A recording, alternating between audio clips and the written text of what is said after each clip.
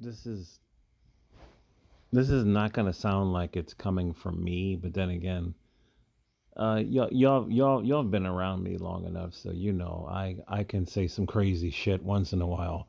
But I don't even know why I'm sharing this, but there has always been something about that UK Keisha. I cannot put my finger on it. Probably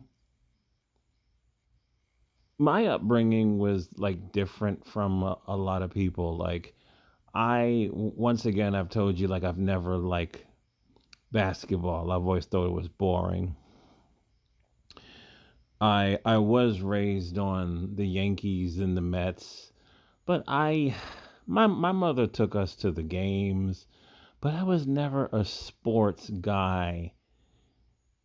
I you know what I remember watching Reggie Carter play. It was amazing watching Reggie Carter and in New York City hitting his homers. I mean, those were exciting times, but on the flip side, I was never a sports fan like that, right?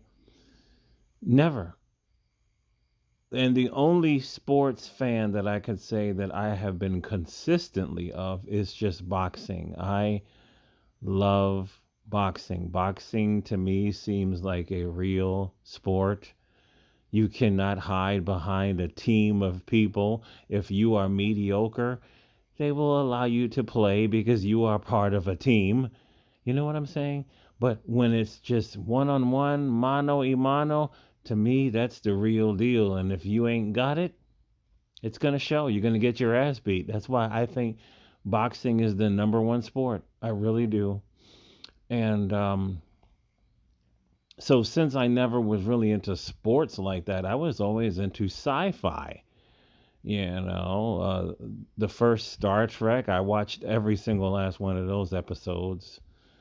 You know, the William Shatner and Leonard Nimoy and all of them, DeForest Kelly. You know, I'm a nerd, right? And then I was a little kid when Star Wars, the first Star Wars movie, my mother took us to see that. It was the most amazing movie I've seen in my life. Can you imagine? How many of you ever had the privilege of watching the first Star Wars in a movie theater? Not in your house, in a movie theater. And I used to have the toys, but I lost the toys. That's a really painful story that I don't want to talk about because now, if the last time I looked for a real original Millennium Falcon, which I used to own, that thing on eBay was selling. I think one day I looked, it was like $1,000. I said, "You got to be fucking kidding me!" I had one of those when I was a kid. Anyway, so I grew up on Doctor Who. You know, Doctor the freaking Time Lords. I mean, seriously, that is out of all sci-fi, Battlestar Galactica,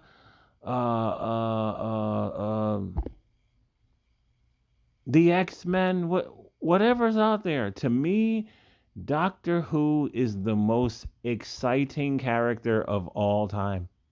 To me, he is. He travels in a TARDIS, time and relative dimensions in space, which is the size of a police box on the outside, but in the inside, it could be adjusted damn near infinitely. I mean, even as a child, I was like thinking about higher concepts of mathematics, which we probably don't understand, or maybe our government does. I already said that a lot of stuff that we call UFOs is just what the government has already. I really do believe that. Um, and but anyway, I have always my aunt was a black woman. My aunt built a functioning TARDIS. She and me, we were number one Doctor Who. I would call her on the phone and we would talk about Doctor Who episodes. I mean, this is how deep it was. She built a functioning toy TARDIS on her own. I asked her, how does she do it? She said, I read a book and I figured out how to do it. Rest in peace, my aunt, right? She was amazing. And she had an amazing Betty Boop collection. I mean, this woman spent a lot of money on Betty Boop.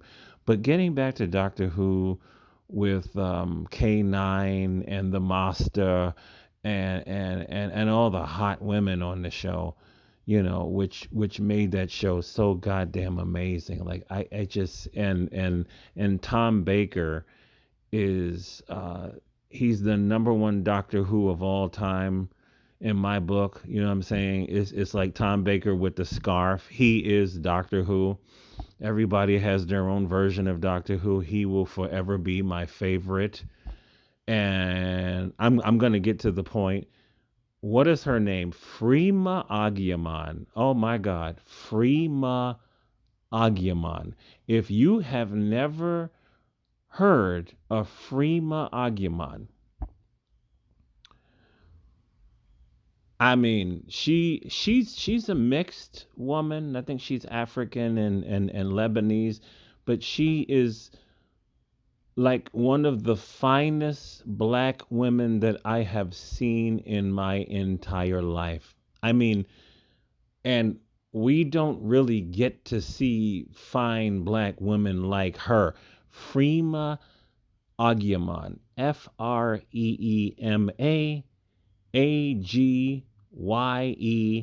Agyeman. She's a stunner. She's a stunner. Who else? Who else? Freema Agyeman and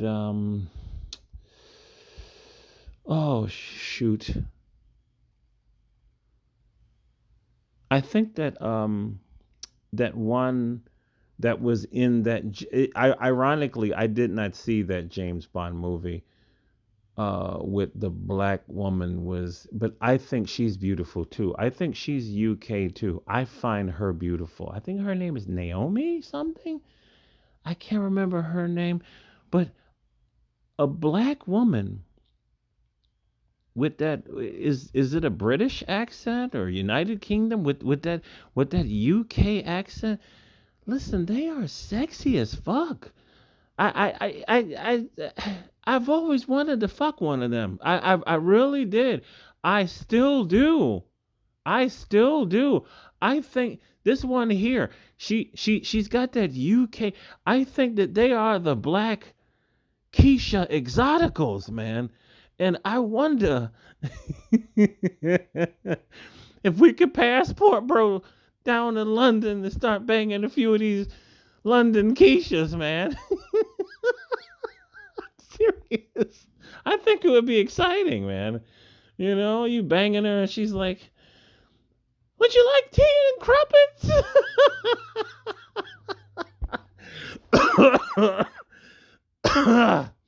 God save the king. All right.